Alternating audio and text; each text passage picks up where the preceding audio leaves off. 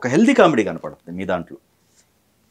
ఏదైనా ఇన్స్పిరేషన్ ఉంటుందండి? Double meaning dialogue ఉండదు, అసలు వల్గారిటీ ఉండదు, అంటే ఒక చక్కటి ఆ హాస్యం గాని. అంటే ఒకటేనండి, అందులో అదేంటంటే ఏదైనా హాస్యం తయారు చేసుకునేటప్పుడు మనమే ఇన్స్పైర్ అవుతామండి. మనకి తెలియకుండానే మనలోకి అది భగవంతుడు ఇచ్చినటువంటి వరం లాంటిది అంతే. అసలు బ్రహ్మానందం గారికి ఒక్క డైలాగ్ కూడా లేకుండా మీరు వినోదంలో అంత హాస్యాన్ని బండిచ్చారు. అవును, అసలు కనపడితే చాలు జనం కూడా. అవునవునవును. ఆ క్యారెక్టర్ ఇన్స్పిరేషన్ ఒక నాటకం కదండి అది. ఒక నేను తర్వాత ఆ క్యారెక్టర్ ఏంటంటే వేరే ఒక నాటకం, అదేనా ఇన్స్పిరేషన్ అండి మీకు? అంతేనా? మరి ఇప్పుడు ఏదో గుర్తులేదు అనుకోండి, మరి ఆ రోజుల్లో ఏంటో తెలియదు. Okay okay. ఒక సైలెంట్ క్యారెక్టర్, అది సైలెంట్ క్యారెక్టర్ అండి. బట్ ఆ ఎఫర్ట్స్ అన్ని కూడా దివాకర్ బాబు గారు పెట్టినటువంటి ఆయన. ఓకే. లేదు మనం ఇలా చేద్దామండి అని అంటే నేను అలుగుపోయేవాడిని అండి అది. Okay okay. అంటే ఆ కాంబినేషన్ అలాగా కుదిరేదండి అప్పట్లో. దివాకర్ బాబు గారు కూడా ఆయన్ని ఇప్పుడు అన్నం ఉడికిందా లేదా చెప్పొచ్చు అనటానికి రంగు పడుద్ది డైలాగ్. చూడండి, చిన్న డైలాగ్ ఏమి నిలబెట్టారు. అట్లా కుదిరారండి మీరంతా, అచ్చిరెడ్డి గారు, మీరు గాని. అంటే శరత్ గారు అంటే మొత్తం శరత్ గారు అండి. శరత్ గారు ఎంత అద్భుతంగా కాస్ట్యూమ్ వచ్చేవాడు. మేజర్ పార్ట్ ఆయనే ఉన్నారు. ఎక్కడో తర్వాత మార్చారు కానీ ఇద్దరిని. తర్వాత రాంప్రసాద్ గారు వచ్చారండి. అట్లా వెళ్ళారు. మేజర్ ఆయనే ఉన్నారు. బట్ మేజర్ ఆయన అండి. ఎడిటింగ్ విషయంలో రామ్ గోపాల్ రెడ్డి గారే ఉన్నారు మేజర్ గా. ఆయనే. సో యూనిట్ ఎక్కడ మీరు మార్చలేదు? ఎవరైతే మేజర్ ఎప్పుడు మార్చలేదండి. ఎప్పుడు మార్చే ఒపీనియన్ కూడా నాకు ఎప్పుడూ లేదు. Okay okay okay. నేను ఉన్నంతకాలం వాళ్ళు ఉండాలి కదా. అంచేత నాకంటూ నేను ఒక గ్రూప్, నా కోసం పనిచేసేవాళ్ళు, నన్ను నమ్ముకున్న వాళ్ళు నాకు ఉన్నప్పుడు నేను ఇంకొకళ్ళ వైపు ఎందుకు తిరిగి చూడాలి అని ఆలోచించుకునేవాడిని అండి అప్పట్లో. Okay okay. అందుకని ఏ పరిస్థితుల్లోనూ కూడా ఈవెన్ హిట్స్ వచ్చినా సరే, ఫ్లాప్స్ వచ్చినా సరేనండి, నేను టెక్నీషియన్స్ని మార్చుకోలేదు. Okay okay okay. అంటే నిన్ను ఇట్టిచ్చాడు కదా, ఇవాళ ఎందుకు ఇవ్వలేదు అంటే ఏవో కారణాలు ఉన్నాయి. ఒక 100 ఉండొచ్చండి. అదే రైట్ రైట్. అందుకనే నేను ఎప్పుడు కూడా పని చేయలేదండి. దివాకర్ బాబు గారు మీరు కాంబినేషన్ సూపర్ హిట్స్. మరి ఎగిరే పావురక వచ్చే టైం కల్లా ఎందుకు ఆయన మనస్తాపం గురయ్యాడు? కారణం ఏమన్నా ఉంది? కారణం అంటూ ఏముందండి, కొంచెం మనస్తాపం చెంది ఆయన దివాకర్ బాబు గారు, మీరు ఇంక ఇది వేరే ఎవరి చేత రాయించుకోండి సార్, మొట్టమొదటిసారి నా జీవితంలో నేను ఇంకొకరి చేత రాయించుకోవడం సార్, వద్దు సార్, ప్లీజ్ సార్, మీరే రాయండి సార్ అని నేను అడిగాను. ఎందుకు నాకు మనస్కరించట్లేదండి, మీరు ఎవరి చేత ప్రయత్నం చేయండి అలాగని. అప్పుడు జంజాల గారిని అడిగాము. మహానుభావుడు, ఆయన ఇంటర్వెల్ వరకు రాసుకుని వచ్చాడండి. ఇంటర్వెల్ వరకు రాసుకుని వచ్చి, ఇందులో రవికిషోర్ గారిని కూడా మనం ప్రధానంగా చెప్పుకోవాలండి. ఆయన కూడా ఎప్పటికప్పుడు కోఆపరేట్ చేసుకుంటూ వచ్చారు తప్ప ఎక్కడ వెనకాడలేదు. ఓకే.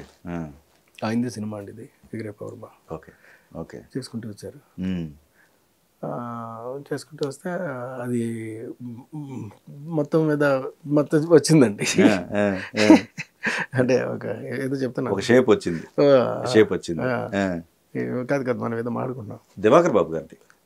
దివాకర్ బాబు తర్వాత జంధ్యాల గారికి షిఫ్ట్ అయింది. అయిందండి. ఇప్పుడు జంధ్యాల గారు రాసుకుని వచ్చాడు, అది చెప్తున్నాను. రైట్. జంధ్యాల గారు రాసుకుని వచ్చారండి. వచ్చి ఆయన ఫస్ట్ హాఫ్ వరకు చదివాడు, ఏం మాత్రం నవ్వు రాలేదండి. సెకండ్ హాఫ్ అండి అన్న, ఫస్ట్ హాఫ్ వరకు వింటే మీకు ఏమనిపించింది? నాకైతే బాగోలేదు అన్నాడు ఆయన. మహానుభావుడు ఆయన. Okay okay.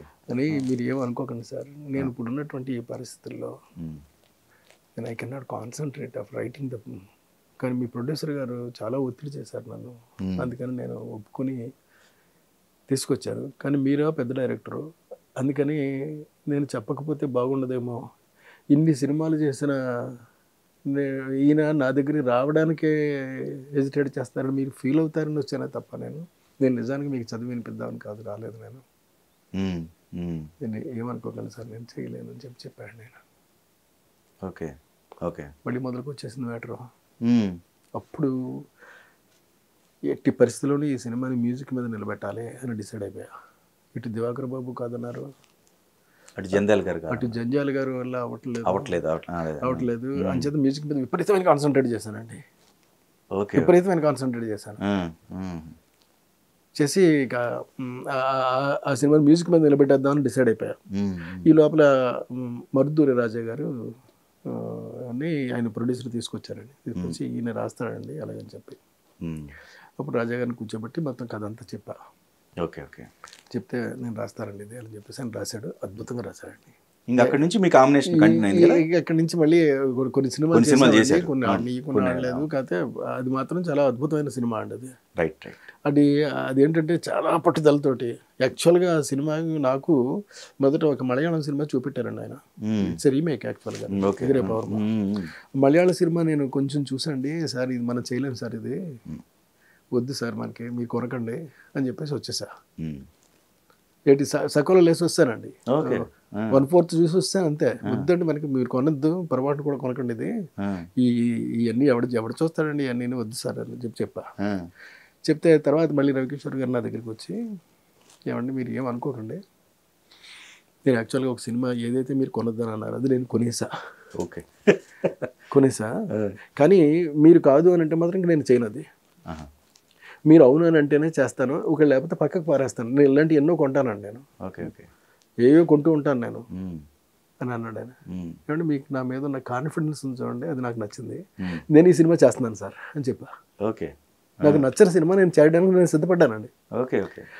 నేను సిద్ధపడ్డ సినిమాని నేను చూస్తూ దాని పక్కన అప్పుడు రమేష్ అని కో డైరెక్టర్ ఉండేవాడు, అతను కూర్చోబెట్టి ఈ లెఫ్ట్లోనేమో ఒక మలయాళ పత్రం కూర్చోబెట్టుకునండి, నేను వరుసగా ఈ రేపు చేయవేసి వినడం, మళ్ళీ ఈ పక్క గౌ నోరు పెట్టి చెప్పేయడం అండి, ఈ సీన్ చేంజ్ చేసుకుందాం, ఈ సీన్ చేంజ్ చేసుకుందాం, ఇలా సినిమా జరుగుతూ ఉండేదండి. Okay okay okay okay. అప్పట్లో ఎక్కువ వీడియోస్ ఇవి పెద్దగా లేవు. Right right. లేవండి. మళ్ళీ థియేటర్లో చూసి చెప్పేసేసి, లేదు ఈ సినిమా కథను నేను చెప్పేస్తాను ఇప్పుడు అని చెప్పేసి నాకు నా మనసుకి ఏమైనా వచ్చిందో అది అలా చెప్పేసానండి. Okay okay. ఈ చెప్పేసిన కథను ఇక్కడి నుంచి డెవలప్ చేసుకుంటూ మంచి రేంజ్కి వెళ్ళిపోయింది. ఇవాళ 175 days ఆడింది సినిమా. అంటే ఒక అద్భుతం. అంటే ఇంతమంది రిఫ్యూజ్ చేసినా, ఇంతమంది రిజెక్ట్ చేసినా, ఇంతమంది నాకు కుదరదు నేను చేయను అని చెప్పేసిన ఎప్పుడు కూడా వెనకాడలేదండి. Okay okay. ఎందుకనంటే ఒకటేనండి, అచ్చిరెడ్డి గారు నేర్పిన కాన్ఫిడెన్స్. Okay okay. ఆ ఒక్క కాన్ఫిడెన్స్ నిలబెట్టి. మీ సినిమాలంటే ఫ్యామిలీ యూ సర్టిఫికెట్తో కూడుకున్న సినిమాలు అండ్ ఎక్స్పోజింగ్ విషయంలో అండి, ముఖ్యంగా ఆ రోజుల్లో ఒక పక్కన రాఘవేంద్రరావు గారు కలర్ఫుల్గా ఆయన సినిమా చూడాలంటే అసలు ముందు ముఖ్యంగా ఫేమస్ కదండి, బొడ్డు మీద ఏదో ఒక పండు పొలమో వేయడం అనేటువంటిది మహానుభావుడు. ఆయన స్టైల్, ఆయన సృష్టి, అది ఆయన సృష్టి, ఆయన చేసుకున్నది అది. సో ఇట్లా హీరోయిన్స్ అందాలు చూపిస్తూ ఇలాంటి ఉన్న టైంలో మీరు అసలు నడుము కూడా కనిపించకుండా సినిమా కమిట్మెంట్ ఎందుకంటే ఫ్యాన్ గాలికి కనుక బయట చెంగు చెదిరినప్పటికీ కూడా ఆ రోజేంటి ఈ రోజేంటి రేపటి రోజేంటి, ఓకే నేను మా రీజన్ అండి దానికి అసలు ఏదైనా ఉందా? మీ స్పెసిఫిక్ ఏదో ఒక రీజన్ ఉందా? ఉంది. ఏమీ లేదండి, అమ్మ నేర్పిన సంస్కారం. మా అమ్మ చెప్పారండి, మరి ఇప్పుడు పొరపాటును కూడా నువ్వు ఎవరంకా అలా చూడడం ఇలాంటి చేయకరా నువ్వు, నేను ఫీల్ అవుతాను అలాగని. ఓకే. అంటే రేపొద్దున భవిష్యత్తులో నువ్వు ఎన్నో మంచి మంచి పనులు చేయాల్సిన, ఏమో అప్పుడు ఆవిడకి ఏమనిపించిందో ఆవిడ చెప్పింది. ఆ రోజు నుంచి ఈ రోజు వరకు కూడానండి నేను ఎప్పుడు కూడా సెకండ్ థాట్ వైపు వెళ్ళలేదండి. Okay okay. వెళ్ళలేదు. ఓకే. వెళ్ళకుండా చేశారండి. అప్పుడు ఎమ్మెల్యేలప్పుడు మీకు స్టేట్మెంటే ఇచ్చారు, నేను కాకినాడలోనే అప్పుడు నేను సినిమాలంటూ చేస్తే భవిష్యత్తులో ఇంత పెద్ద సక్సెస్ వచ్చిన తర్వాత కూడా మీకు మళ్ళీ చెప్తున్నాను, నేను అబ్సర్డిటీ చేయను, డబుల్ మీనింగ్ డైలాగ్ వాడను, బయట చెంగు చెదిరినా సరే ఆ బయట చెంగుని నేను మళ్ళీ తిరిగి సెట్ చేస్తాను. That is my commitment. Me inspiration అయినా సౌందర్య గారు తీసుకున్నారనుకోవాలా? అంటే ఒక రకంగా తీసుకున్నారనే చెప్పొచ్చండి. కాకపోతే ఆవిడ ఏదో 2 సినిమాలలో అటు ఇటు చేశారు కానీ, బట్ తర్వాత ఇటువైపు వచ్చేసారండి. దీనికి లాంగ్విటీ ఉంటుంది సార్, నాకు తెలుసు అది. Okay okay okay. చాలా లాంగ్విటీ ఉంటుందండి. చనిపోయేదాకా కూడా మనం పోతూ చేసిన సినిమాలు కూడా సూపర్ డూపర్ హిట్లు చేస్తారు జనం. ఎందుకనంటే because they love to sit together with their brothers and sisters and they don't need any question to answer. Right to the children. Okay. వాళ్ళకి ఎలాంటి అవసరం ఉండదండి. అయ్యో ఇక ఏంటి ఆడు ఏంటి అడుగుతున్నాడు, ఆడు ఏంటి ముద్దెట్టేసుకుంటున్నాడు అలాగా, ఏంటది ఏమైంది వాళ్ళిద్దరికీ అని పిల్లలు అడుగుతారండి ముద్దులు పెట్టుకుంటూ ఉంటే. Okay okay.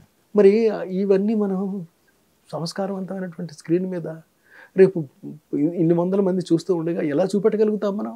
నాకైతే ధైర్యం లేదు.